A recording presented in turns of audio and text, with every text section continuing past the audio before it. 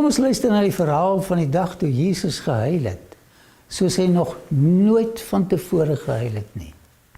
Agter hierdie muur wat in die omgewing van Jerusalem is, hierdie muur loop natuurlik deur die hele land, is die dogter van Sion gevestig. En hierdie dogter lê in Betanië, dit was deel van Jerusalem. Dis waarvandaan Jesus die Sondagoggend vertrek het. Nadat hulle vir Jesus die vul van 'n donkie gebring het, het hy van Betfage na die kruin van die Olyfberg beweeg. Kan jy daai groep mense sien beweeg? Kom ons hou hulle bewegings dop. Stadig beweeg hulle van agter die Olyfberg tot hulle uiteindelik heel bo op die kruin uitkom. Jesus bring die hele prosesie tot 'n stilstand. Wat het hulle gesien toe hulle voor hulle uitkyk? En miskien was jy al op die Olyfberg, so jy sal jou kan indink wat hulle gesien het. Die tempel, wat in al sy glorie bo al die ander geboue uittoring, het hulle aandag gegryp.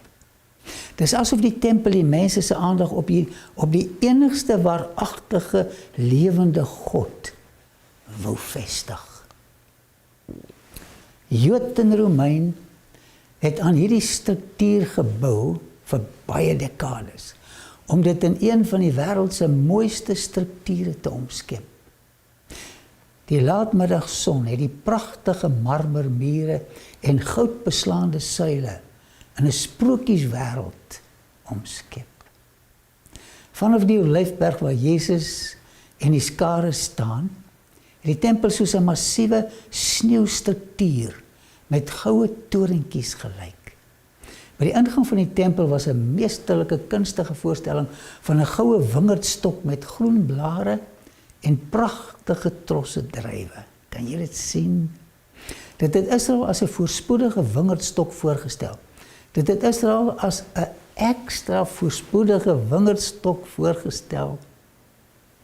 Die kombinasie van goud, silwer en lewende groen met uitmuntende vakmanskap was iets uit 'n ander wêreld.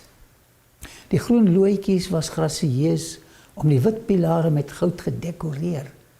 Die middagson het hierdie kuns laat skitter asof die glorie van die hemel gekom het. Wat 'n oomblik, staan tussen daai skare en kyk af in jou verbeelding. Jesus staar na die gesig hier voor hom. Die hosannas raak skielik stil toe die skare na die betowerende toneel van pragt en skoonheid hier voor hulle sien. Hulle aanskou dit en hulle raak stil. En Jesus staar ook en hy kyk na hierdie tempel. Hierdie is maar net 'n floue voorstelling, skaalmodel van wat die tempel regtig gelyk het. Hy was baie mooier as wat jy op hierdie prentjie sien. Alle oë is nou op Jesus. Hulle verwag om dieselfde asemrowende bewondering by hom te sien as wat hulle op daardie oomblik ervaar het. Maar dan die skok. Sy gesig is vertrek in verdriet. Kan jy dit sien? Hulle is oorbluf en teleurgesteld om te sien hoe trane oor sy wange begin te rol. Die hosannas raak stil. En die huil Jesus. Die hele liggaam ruk. Kan jy dit sien? 'n Gehuil van die diepste droefheid word uit sy verskeurde hart gehoor. Hoe moes die engele op hierdie stadium voel toe hulle dit sien? Want hulle het hom beskerm deur sy hele lewe. Wat 'n skok moes dit nie vir die skare gewees het, wat Jesus met palmtakke na Jerusalem wou vergesel, om hom as koning te kroon, sodat hy kon regeer het nie. 'n Oomblik op die kruin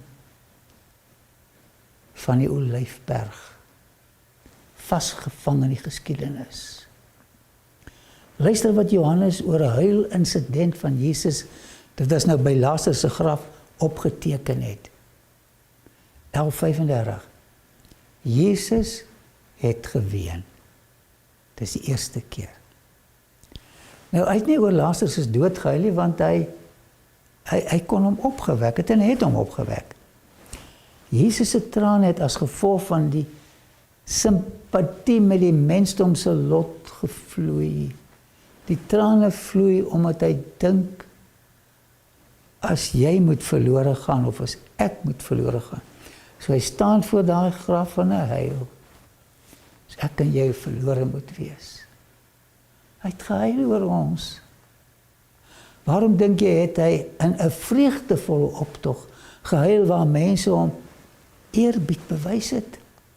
Dit was ook nie net 'n gewone gesnik nie. Dit was 'n uitbarsting in trane met 'n gekreun van angs wat nie onderdruk kon word nie. Dis asof die fontein van pyn losbars. En Jesus sit op daai donkie en hy huil. En hy huil. Die skare was onverwags stom geslaan met verslaandheid.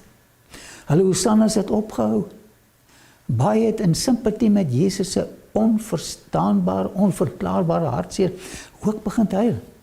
Wat 'n paradoks van vreugdesoomblikke en triomf. Nou, oomblikke van hartseer. Wat dink jy het aanleiding tot Jesus se smart gegee? Waar is ek en jy in hierdie oomblik? Dit was nie Getsemane en die kruis nie. Hier vlak voor hom was Getsemane waar griesame donkertes hom gaan oorweldig. Golgotha met sy naderende angs en dood het ook vir hom gewag. Nee, dit was nie hieroor dat Jesus deur weemoed oorval en in angs gekreun het nie. Dit was nie oor 'n selfsugtige hartseer nie. Dit was die stad hier voor hom, wat sy hart in 1000 stukkies uitmekaar geruk het. Jerusalem het sy liefde vertrap, geweier om sy wonderwerke van liefde te aanvaar en beplan het om hom, die lewegewer, dood te maak. En Jesus huil. Hy sien in watter sonde die stad verval het, omdat sy die verlosser verwerp het, oor wat sy kon gewees het as sy hom aangeneem het om haar wonde te genees. Hy het net nie die hart om haar aan haar lot oor te laat nie. Hy huil. Israel was die bevoorregste volk wat nog ooit bestaan het. En God het sy tempel in Jerusalem gemaak. Luister hoe besing die kinders van Korag die stad. Die Here is groot. Aan hom kom al die lof toe. Hier in die stad van ons God. Hier op sy heilige berg, mooi, hoog geleë. En 'n vreugde vir die hele aarde. Sionsberg teen die noorde, die stad van die groot koning.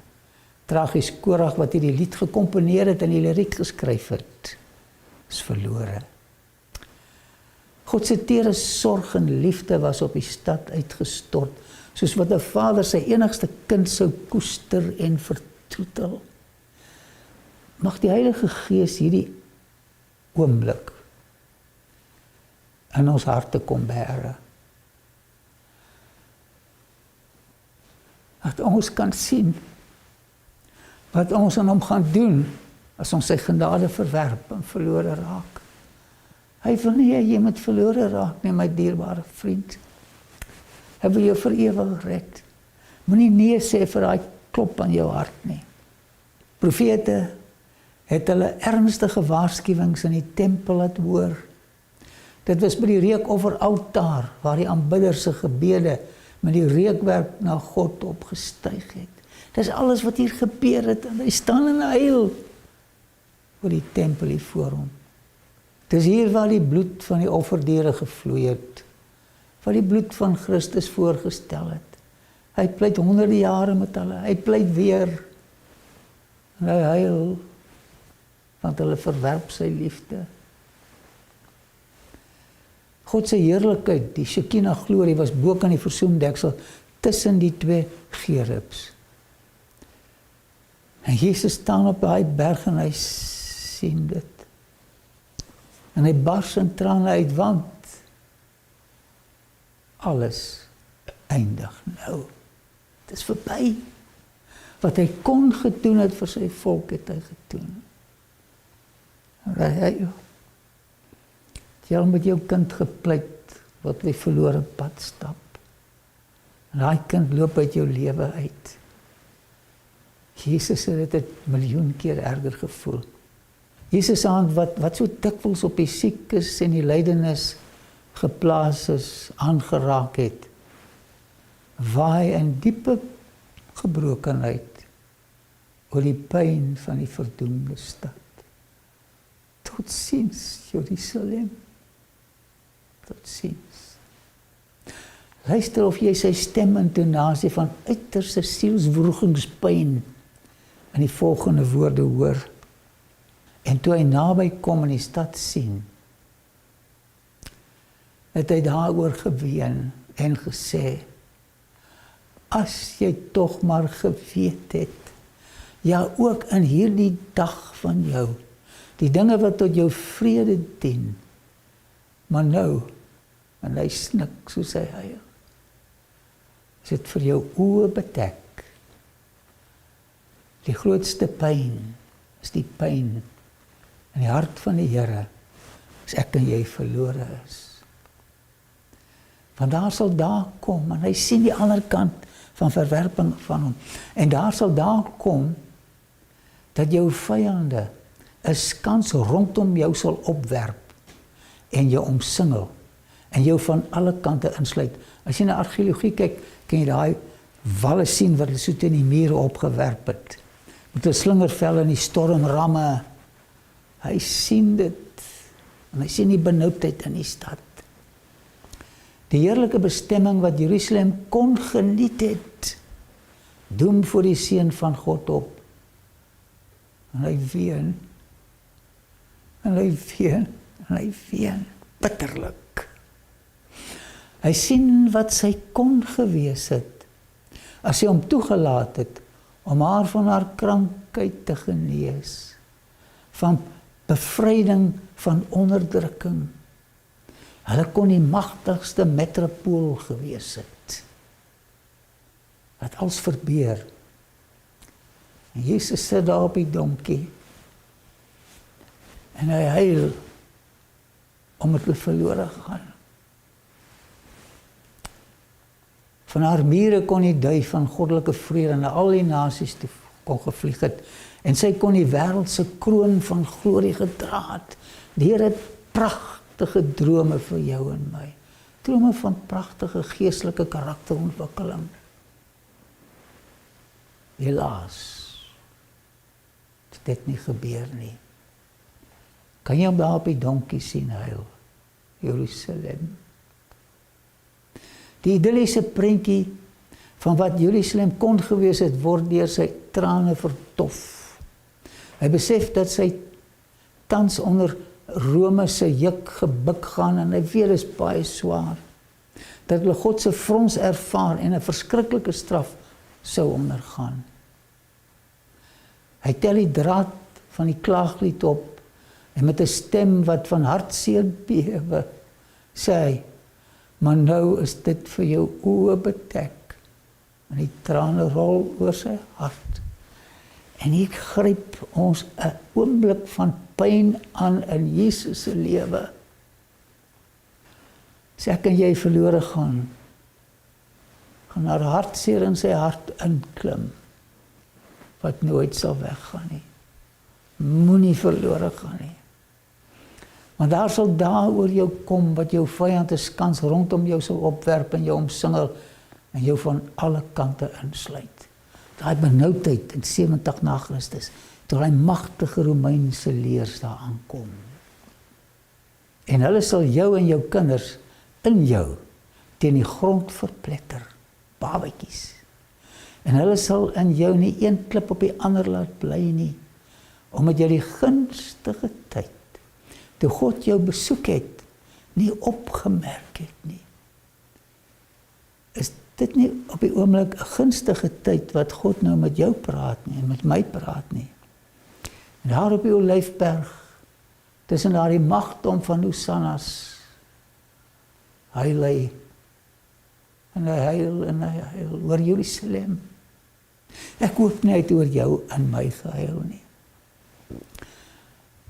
Wat het verhoed dat Jesus Jerusalem met sy kinders nie kon red nie? En wat gaan verhoed dat hy my nie kan red nie? Fariseëse trots. Ag mense, ons voel partykeer so trots oor onsself. Opperman en sy belade oor die dood sê, oor alles sou die wurm wag. Ons lyk so 'n bietjie anders te na 'n paar dae in die graf. Skynheiligheid. Naïwer, is jy jaloers op iemand? Vra die Here om verskoning. Hardnekkigheid. Weier jy die klop aan die hartsdeur. Verwerping van waarheid. Waarheid in al sy vorms. As ek van 'n waarheid weet, en ek neem dit nie aan nie, is ek verlore. Want Jesus is die personifikasie van waarheid. En ons het so baie waarheid, my dierbare vriend. Moenie waarheid verwerp nie. Dit het die Joodse nasie hulle einde gekos. Hy sien hoe hierdie dinge weer gaan kop uitsteek. En wanneer hulle gaan weier om aan die Romeinse leers onderwerp te word. En Jesus huil. Hy sien op Golgotha met baie kruise, waar sy volk gekruisig gaan word. Hy sien hoe die ellendige, miserabele inwoners op brandstapels deur die verskriklikste pyn gefolter word. En Jesus ween bitterlik. En as ek en jy op 'n verkeerde pad is, dan huil hy. Want hy sien wat hierdie verkeerde pad aan ons gedoen het. Het kon so anders gewees het. Ek onthou my beste vriend. Ons het saam gewerk, soos 'n Dawid en 'n Jonathan. Kry 'n oproep by die hospitaal. Hy het 'n kettingroker geword. Hy sterf van emfyseem. Waarheid verwerp en hy's verlore. Hy sien hoe die pragtige tempel in 70 na Christus in puin lê. Op 'n vorige geleentheid het Jesus die volgende profesie gemaak. En Jesus het uitgegaan en van die tempel vertrek. En sy disippels het nader gekom om die geboue van die tempel te wys. Hulle was in ekstase. En Jesus sê vir hulle, sien julle al hierdie dinge? Voorwaar ek sê vir julle, daar sal hier sekerlik nie een klip op die ander gelaat word, wat nie afgebreek sal word nie. Nou doem na die profesie weer 'n keer voor sy gees op. En Jesus huil. Verskriklik hartseer. Jerusalem was sy gekoesterde stad. Soos 'n vader en 'n moeder oor 'n afgedwaalde seun rou het, so het Jesus oor sy geliefde stad getreur. Snikkende ween hy en uiter die woorde, hoe kan ek jou opgee? Ek kan nie. En hy skud op daai donkie, soos hy huil. Hoe kan ek aanskou dat Jerusalem verwoes word? Ek sien nou die dag 'n dronk man op die sypaadjie lê. Hy lyk soos iemand wat ek ken. Ek sê, ag Here, help hierdie jong man op sy pad, dat hy nie eendag so gaan lê nie. Hoe kan ek aanskou dat Jerusalem verwoes word? Want God het ons so lief. Hoe liever jy het, hoe hartseerder is as jy verlore moet gaan. Moet ek jou regtig toelaat om te gaan maai wat jy gesaai het? Die waarde van een siel is so kosbaar, dat die wêrelde nie naastenby met hulle vergelyk kan word nie. Maar hier kry ons 'n hele nasie wat verlore gaan. Wanneer die ondergaande son daardie Sondagmiddag agter die Westerkim verdwyn, eindig Jerusalem se dag van genade. terwyl die groot skare op die kruin van die Olyfberg tot stilstand gekom het, was dit nog nie te laat vir Jerusalem om tot inkeer te kom nie. En die Heilige Gees praat met harte.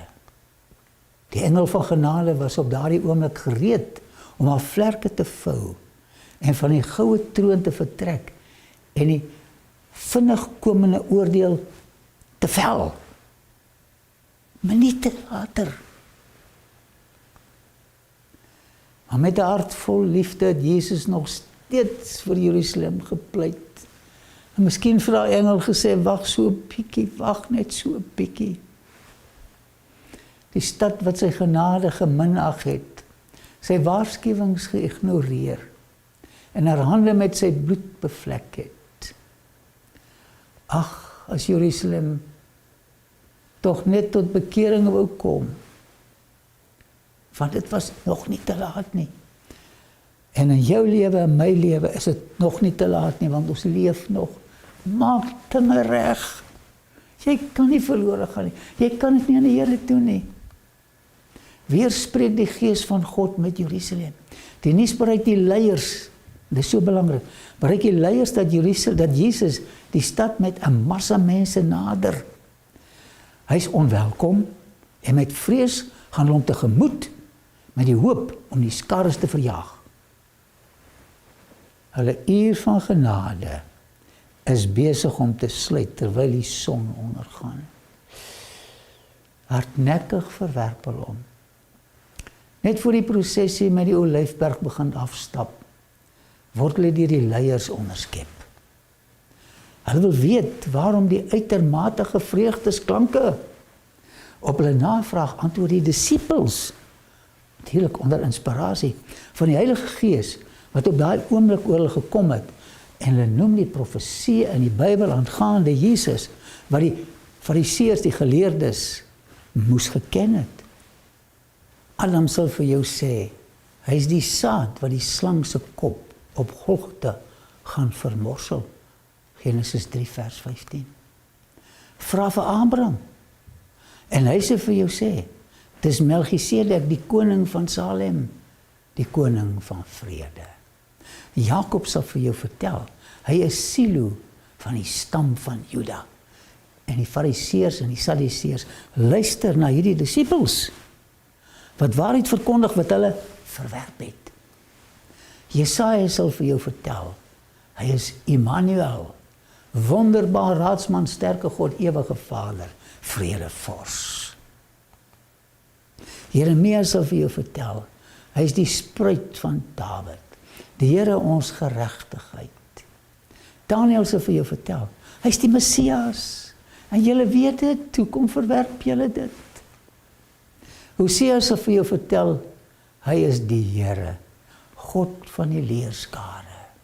Here is sy gedenknaam.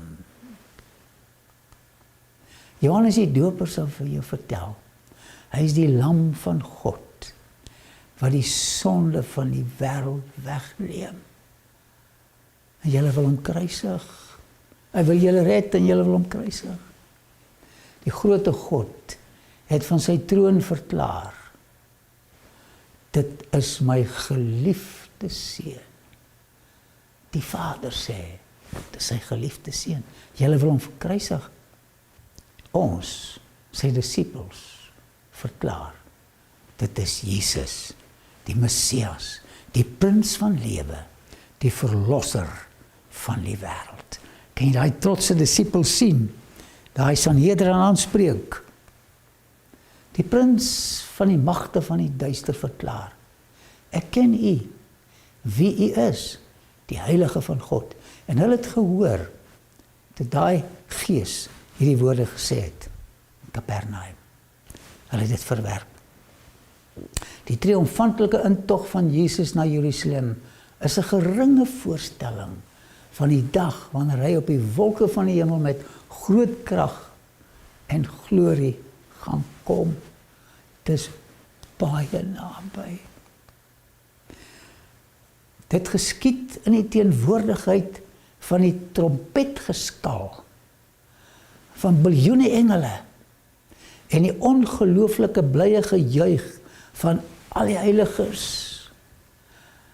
Dit gaan 'n koor wees, 'n aardse koor en 'n hemelse koor.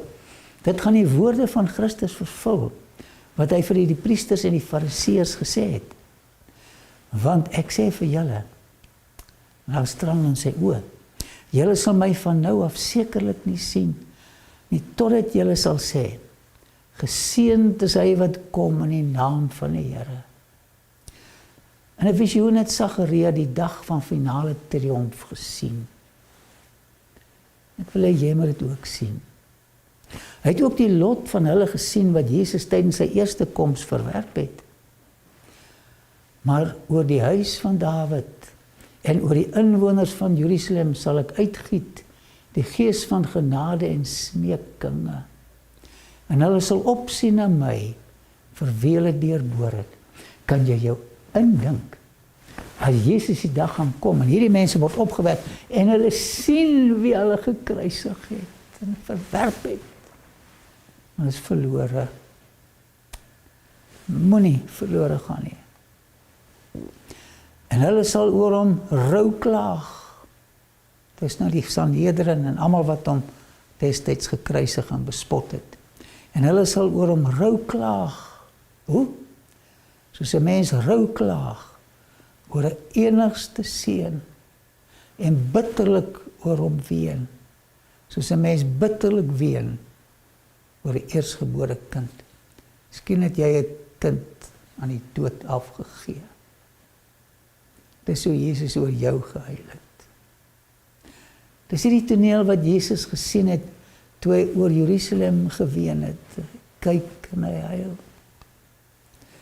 In die vernietiging van Jerusalem het Jesus die finale vernietiging van die mense gesien wat vir sy dood verantwoordelik was. Hy huil lank op daai donkie. Hy snik. Hy ruk. Trane loop. Die disippels het die hart van die Jode gesien, maar nog nie besef waar dit sou lei nie. Hulle het gedink Jesus gaan 'n letterlike koning word. Hulle het nie die ware sondige toestand van Jerusalem besef nie. En ook nie die oordeele wat Jerusalem sou tref nie. Jesus het dit later aan hulle geopenbaar. Die laaste oproep tot bekering, helaas, was vrugteloos. Die priesters en die owerstes het die profetiese stem gehoor van die disippels toe hulle gevra het, wie is Jesus? En het hulle al die profesieë gehoor. En Jesus staan voor daai dialoog tussen fariseërs, sadduseërs en sy disippels. En hy luister wat sy disippels vir hulle sê. Hy sien daai hardheid oor daai gesigte kom. En hy huil, want hulle verwerp hom. En hy huil oor hulle uiteindelike lot. Hulle kon alles gehad het. Hulle gaan niks kry nie, behalwe die dood. In woede en in verbasing het hulle die skare probeer stilmaak, dis nou die fariseërs. Hulle die Romeinse offisiere wat teenwoordig was, vertel dat Jesus die leier van 'n rebellie was. Hulle het gesê hy was op die punt om die tempel te beset en homself as koning van Jerusalem uit te roep. Verskriklik. Toe Jesus verklaar het dat hy nie gekom het om 'n aardse koninkryk op te rig nie, en die Romeinse soldate hoor dit, het sy kalm stem die skare stil gemaak. Kalm stem van hartseer. Hy sê binnekort na sy Vader opvaar en sy aanklaers sou hom nie weer sien totdat hy in al sy glorie terugkom nie. Dan sal dit te laat wees om verlos te word. Die Romeinse soldate was uit die veld geslaan.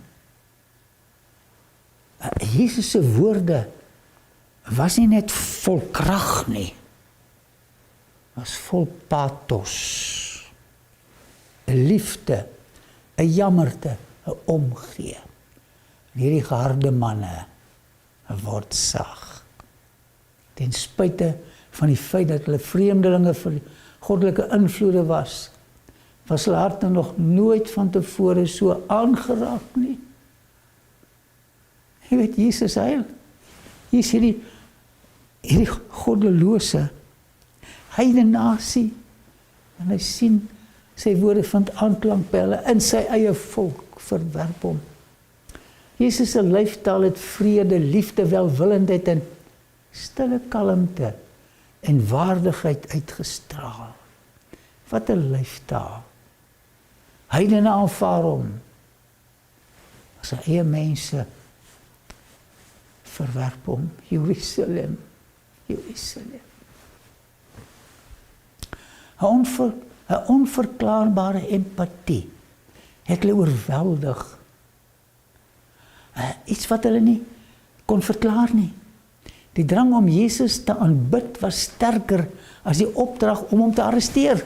Hulle moes Jesus gearresteer het. En nou gee hulle lewens vir hom. Ons gaan hierdie Romeinse soldate in die hemel sien. Hulle het die priesters en owerstes aangevat en vir hulle gesê dat hulle die oproer begin het. Hulle word beskuldig. Daar was altyd iemand wat vir hom opgekom het. Selfs op die kruis, die dief vir hom opgekom. Jy moet die een wees wat vir hom sal opkom, altyd. Die vernederde, ergerlike priesters het met hulle griewe na die mense gegaan en woedend onder mekaar begin stry. Wat het toe gebeur? Intussen het Jesus ongemerk almal verlaat en die tempel onder binne gegaan. Daar was dit choepstil, want almal was hier bo op die Olyfberg. Die skare het soontoe gestroom. En Jesus stap in 'n stil tempel. Alleen. Alleen. So alleen. Vir 'n kort rukkie het Jesus met hartseer oë na die tempel gestaar. En toe met sy disippels na Betanië weg teruggekeer. Toe die skare hom op die troon wou plaas, was hy weg. Hy het daar die hele nag in gebed deurgebring. Kan jy sy trauma waardeer? Hy het so gehoop dat die laaste oproep bekering sou bewerkstellig. Nou hy lê die hele nag deur omdat hulle verlore is. Ons sal nie eendag verlore gaan omdat ons sonde gedoen het nie. Maar ons sal verlore gaan omdat ons hierdie groot genade verwerp het.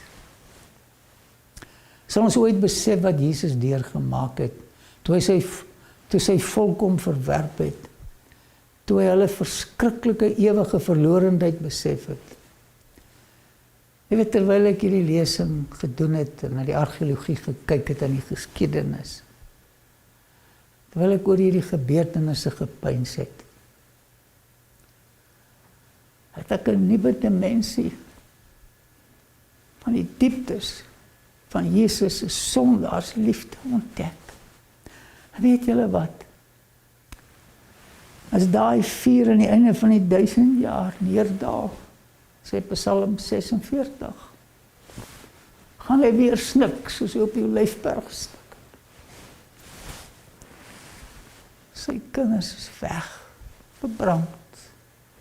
Kon so anders gewees het.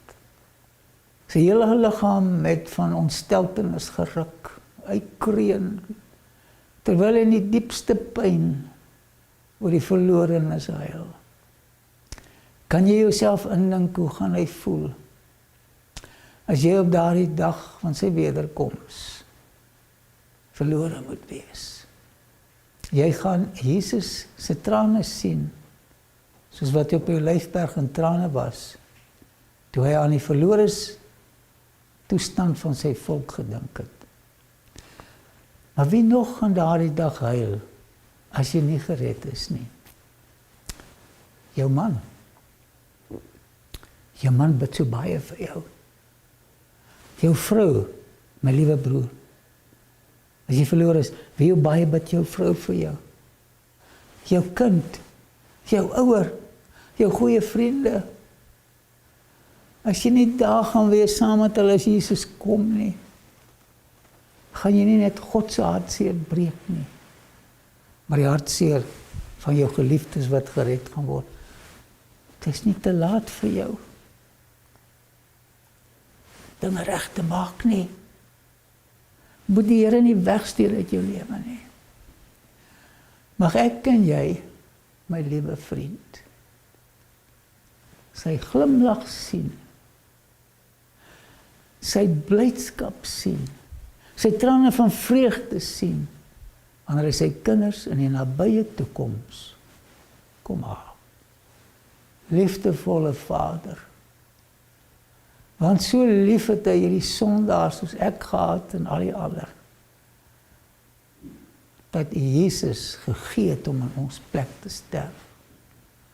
Moenie dat ons hierdie liefde verwerp nie. Nie dat ons verlore gaan nie. Red ons in die koninkryk. In Jesus naam. Amen. Baie dankie dat jy na die aanbieding gekyk het. Ons waardeer dit. Klik hier om in te teken op ons kanaal. Dan kan jy op die klokkie klik en kennisgewing kry van toekomstige gebeurtenisse. En klik hier om na die volgende aanbieding te kyk. Ek wil julle baie graag weer sien. Totsiens.